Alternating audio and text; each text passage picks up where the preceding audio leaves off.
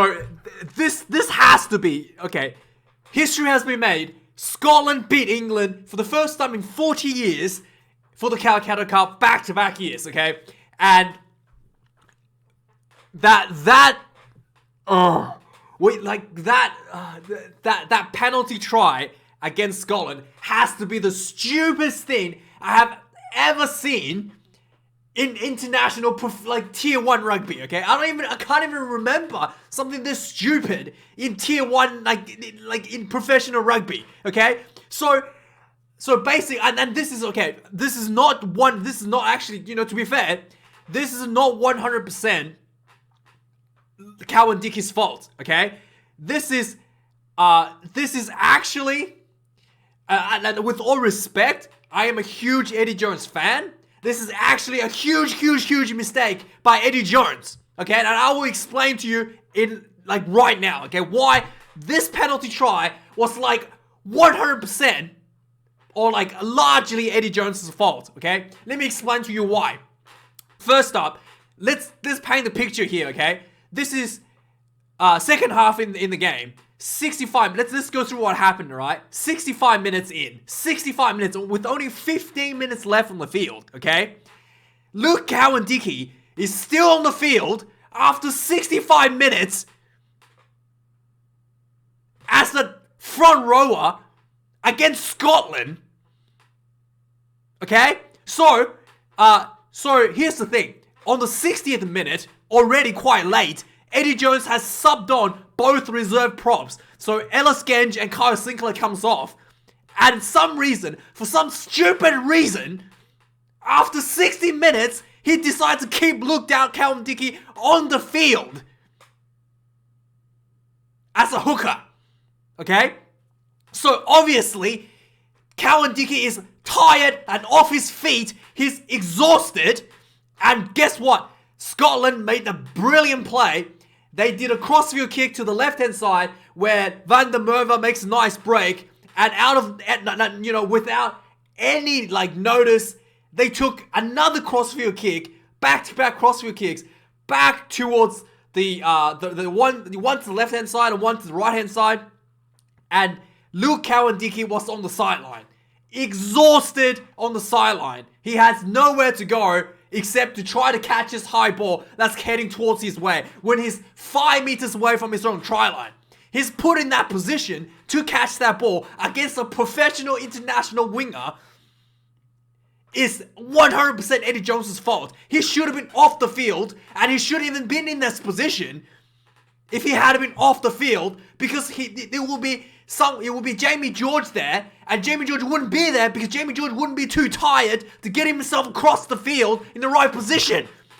This is 100% a huge mistake from Eddie Jones. And as a result, the ball comes across to him. Cowan-Dickie makes the stupid decision himself as well. Instead of just catching the ball, which he was in the position to do so, he jumps up with 2 hands in the air. He decides to volleyball pad the ball out to the sideline because obviously he's not confident under the high ball. He's a hooker. He doesn't know what to do, so he panics. He pads the ball out into the sideline where he could just probably caught it, right? He could have just caught it, and then even if he doesn't catch it, it's not, he didn't realize, I think he just didn't realize it's a professional foul when you pad the ball out intentionally. He just had a mind blank. Again, he's been on the field for 65 minutes. He's exhausted. He passed the ball out. Guess what? That is professional foul. You can't just throw the ball out of bounds intentionally or pad the ball out, swipe the ball out intentionally. He did that. Professional foul, penalty try. England was winning 17 points to 10 at that point. He gets yellow carded for that as well. Suddenly, Scotland gets back on the board. 17 points to 17. Alright? With a person in the bin. And sure enough, with that 10 minutes in the bin, Scotland managed to squeeze out a huge amount of advantage over England. Whilst literally being the back foot for most of the game. Scotland squeezed it ahead 3 points. Close out the game. 20 points to 17. It's unbelievable. And I'm sure Eddie Jones is going to come out and say, just a bit of bad luck. He's probably going to blame Luke Cowan-Dickie. He's going to, He's going to probably drop him next game. It's not his fault. It's your fault, Eddie. Why did you have him on the field after 65 minutes when you have Jamie George, a world-class hooker, on the bench? What is your issue? What is your what is your issue? Do you have like some kind of personal vendetta against Jamie George, who is who's done exceptionally well for England? Why didn't you just put him on the field when you put on the props on the 60th minute? Why did you decide to keep him off the field? So this is 100% your fault, Eddie. I was mind blown. I was literally thinking, why didn't they take off the hooker? Why didn't they take off the hooker? 60 minutes already. Why did they take him off? And sure enough, like almost immediately, that decision to not take him off the field with the other props backfires on Eddie Jones. It's 100% your fault, Eddie. This is just stupidity. Now, with that being said, England mostly dominated Scotland throughout the game. Had much more possessions, much more opportunities to attack, was seemingly in control up until this point. The game was like firmly in control of England's favor up to this point, okay? So let's have a look at the match stats. This will tell you. England 415 run meters to Scotland 286. England had only had to make 103 tackles.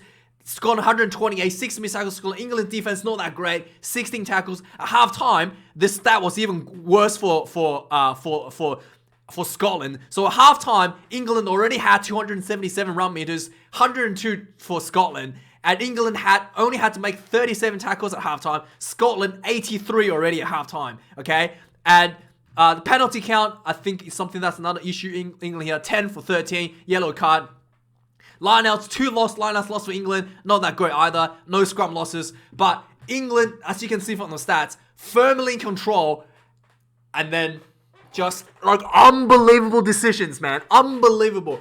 I honestly could not understand why in 2022 in professional rugby, the front row is left to play more than 60 minutes. Like 60 minutes is already incredibly long. Like I don't think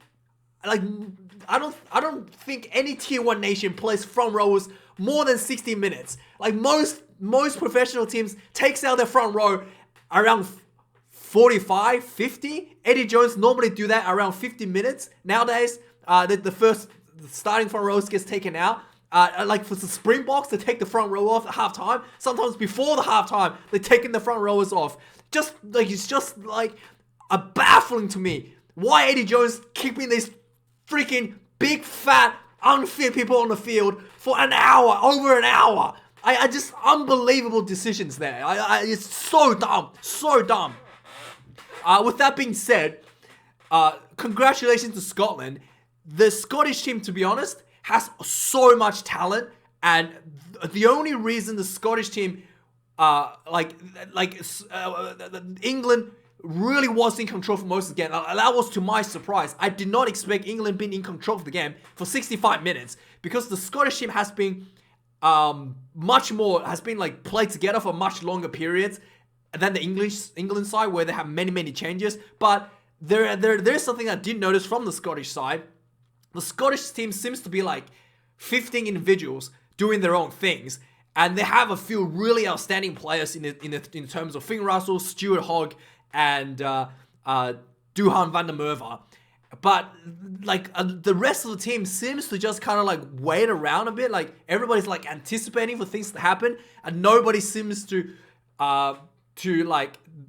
taking except the 3 players I just mentioned. Everybody else seems to just be sitting on the floor and waiting for things to happen and trying to and not really taking the initiative to create things, if that makes sense. So the Scottish team have a lot of whilst having all the talent, when they get the ball, they seem to be only a few people know what they're doing, and there's a lot of players that kind of just sitting around doing,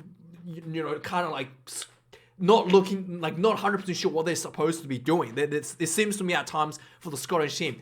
And for the English side, there was a lot of stupid kickers as well in this game. There was literally kicks where England was just outside the Scottish 22, and they box kick the ball away. I've seen this from the Springboks last year. I've criticized the Springboks for it. England, they start doing it, and that's, I just completely throwing possession away. They have worked out for England a couple times when they did that, but again, it's just not. It's just like a complete roll of dice, and there were other times it didn't work out for England. So, and overall, England had a lot of dominance. They did kick away some of the possession that unnecessarily. When they had the dominance, also they had a lot of handling errors. A lot of some handling errors cost England. Could have been more points despite the dominance, especially in the first half. Scotland, I think, was ahead of England at halftime. Yeah, 10 points to 6 at halftime, despite England having all the possession and not able to convert due to just, you can tell there's a bit of a cohesive issue. Not cohesive issue, what do you call it? There's a bit of rust between the team members because some of them haven't been playing for England that long. So overall, the whole turning point happened on the 65th minute when Eddie Jones, decided to not take off the hooker, and then Scotland able to really execute that weakness to squeeze themselves back in front. So, let's go through the whole match, and I don't know what else to say. So right off the bat, England seems to be, it was a bit back and forth, pretty even for the first about 15 minutes or so. Eventually, around 17 minutes in, England able to get the first penalty on the board in a kicking range, gets the first 3 points on the board. Marcus Smith kicks this one, kind of spun the ball, spun the ball a bit, even though it's right in front, almost missed, but he got this one anyway. Right away, that seemed to be like a wake-up call against Scotland. It was kind of like, oh, God, England just scored. Let's get itself back on the board. So like a minute later, Stuart Hogg, like I said, just one of the few players who seems to know what he's doing in the Scottish side, slips a pass. As he's getting tackled, slips a pass to Darcy Graham, who runs through this nice angle, gets through a huge gap through England defense. And as he's running down, he did a bit of footwork, sees Ben White. I think Ben White, the reserve, was on the field because there was a head concussion on Ali Price. HIA Ali Price. So Ben White was inside him, gets the offload, goes in for the first try for Scotland. 7 points to 3, 18 minutes into the game. And following that, there was a lot of scrappy play from both teams. England has the majority of the possession, but not really able to assert the dominance and assert their possession, just due to their clunkiness. Maybe because they knew a lot of the players hasn't played with each other. There's probably because of shuffling of the changes. Freddie Stewart was exceptional for England, but England wasn't able to convert any points despite the dominance. On the 33rd minute of the game, there was a penalty in the breakdown. Jamie Ritchie gets penalized for making an illegal jackal. Marcus Smith converts a second penalty. 7 points to 6. England behind by 1. On the 39th minute, Scotland gets a penalty in return. Itoje gets penalised for not supporting his way. Scotland, 40-minute out long kick. Finn Russell converts this one. 10 points to 6 going in at half-time. Second half starts, England coming out, piling on pressure again, trying to build on the momentum, which is exactly what they should be doing, and trying to tidy up those handling errors that there was in the first half that really led to England not able to convert those possessions into points. So, and England putting on a lot of pressure and really did tidy up a lot of those errors. But they were not able to convert that into a tries, but they did able to convert that into possession and penalty. So 47th minute, another penalty for England. Probably should have gone for the try here, I felt like, because England did have a lot of control here. But they went for the 3 points anyway, 10 points to 9. And then sure enough, this decision, putting on more pressure on Scotland kind of started to pay off. A few minutes later, on the 53rd minute, there was a perfectly executed maul from England, and Scotland gets penalised. And England had this was basically a penalty line out inside the Scottish 22. And then Ben Youngs, so the more kind of moved towards centre field with a full line advantage against Scotland. So England gets the ball up. Ben Youngs spots the big white blindside that's opened up. Marcus Smith got the message, sweeps around. Ben Youngs pops the ball to Marcus Smith. Marcus Smith bursts through, stepped a little gap, goes straight into the try. 10 points to 14. England finally gets in front after being so dominant for the whole game. Marcus Smith misses this conversion, and then it's 10 points to 14. So England continues to build pressure after this try. And but this and Scotland was continuing getting away penalties, and England again just small handling things, small errors here and there, not able to convert. And then also England kicked away a couple of really good possession with just even the commentators mentioned here, like the box kick into the 22 when you're already just outside the 22, and there was one where it really hurt England where they box kick into the 22. Van der Merwe gets the ball. It looked like he knocked on, but the referee says it'll knock back. So Merwe gets the ball and just ran like literally 30 meters back, stepped like quite a few English players, almost got himself back in halfway. But England was lucky to get away with that with a penalty to themselves against Scotland. But then England were not able to convert points. England were only able to convert that into a 3-point instead of a try. So they get it back after Van der Merwe gets away and then get penalized at the breakdown. They got lucky there, but they were not able to convert. They could have got a try there, but eventually they walked it with 3 points. So England gets back up 10 points to 17 at the 62nd minute, right? So then Scotland gets themselves back in the front, in front, and this is where the stupidity happened. 60 minutes, all the England tight head props gets off, and then George Ford comes on with the. I literally thought it was the front row. Like I thought there has to be a mistake. George Ford gets. I thought it was the two props because 3 people came on at the same time, but instead of the third person, instead of the hooker, it was George Ford. So George Ford gets on instead of the hooker alongside 2 props, and I was like.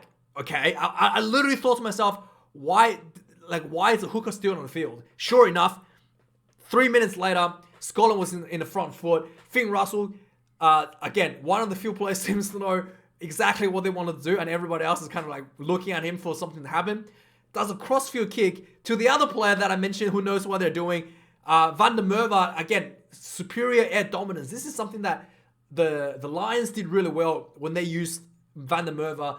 Just like the high balls, crossfield kicks to him, and it was really efficient. So Scotland finally able to do that. They didn't do that last year in the Autumn Internationals, but in this game they finally did that again. Crossfield kick, sure enough, Van der Merwe using the height and speed, get himself in the air, catches the ball for the crossfield kick. He gets tackled near the sideline, and immediately Scotland gets the ball. Cross kick the ball back to the other side, and here's where the penalty happened. An exhausted Cowan-Dickie was on the win up against the number 14 for Scotland. Let me just get his name up. Number 14 against Scotland. Darcy Grahams, world-class winger against an exhausted hooker on the win. So Cowan-Dickie panics, jumps up, volleyball pats the ball out of the sideline, professional foul, penalty try, and suddenly Scotland's back with the reach, back level terms. 17 points to 7, despite looking like England was completely in control, dominant over Scotland for pretty much 65 minutes of the game. Suddenly, game is leveled. Now things gets really smart for Scotland. So on the 68th minute, Scotland was kind of like around halfway point with the ball. Finn Russell recognizes that England does not have a hooker, so he grubber kicks the ball out into the England half. Forces England to do a 5-meter defensive line-out. And obviously, you can't put on a hooker for a line-out, only for a scrum. So someone else has to do the throw, the 5-meter defensive throw, whilst not being a hooker. And sure enough, this line-out goes awry for England. The ball didn't even go 5 meters. Tried to do some cheeky throw to the front. Didn't even go 5 meters. Scotland gets a half-arm penalty. And also recognizing this one person missing, Scotland opted for the scrum.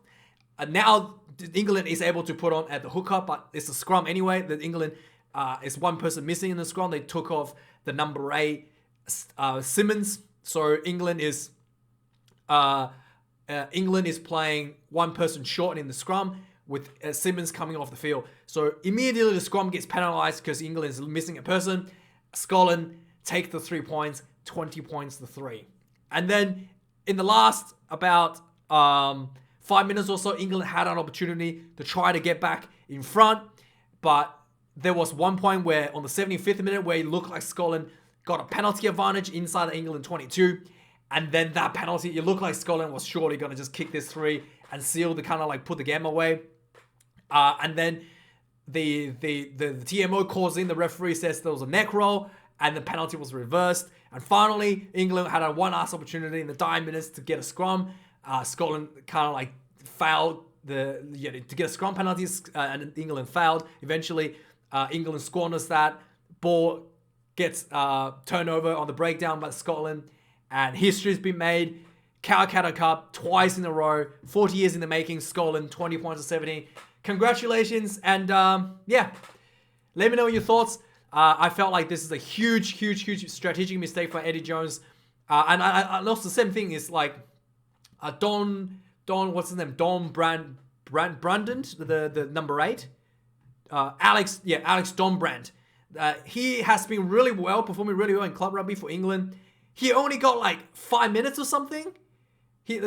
Like Sam Simmons didn't come off till like 5 minutes left in the game. Like why? Why do you have him on the bench if you're only gonna use him for 5 minutes? Like mind-boggling to me. Like just put him on 20 minutes left. 25 minutes. If 25 minutes, 30 minutes. Give him some time. Like 5 minutes. Like what's the point of having him on the field for 5 minutes? Mind-blowing like decision. So this was a strategic foul by Eddie Jones, and yeah, let me know your thoughts, guys. Thanks for watching. Like, comment, and subscribe. Let me know your thoughts down comments below. Thanks for watching.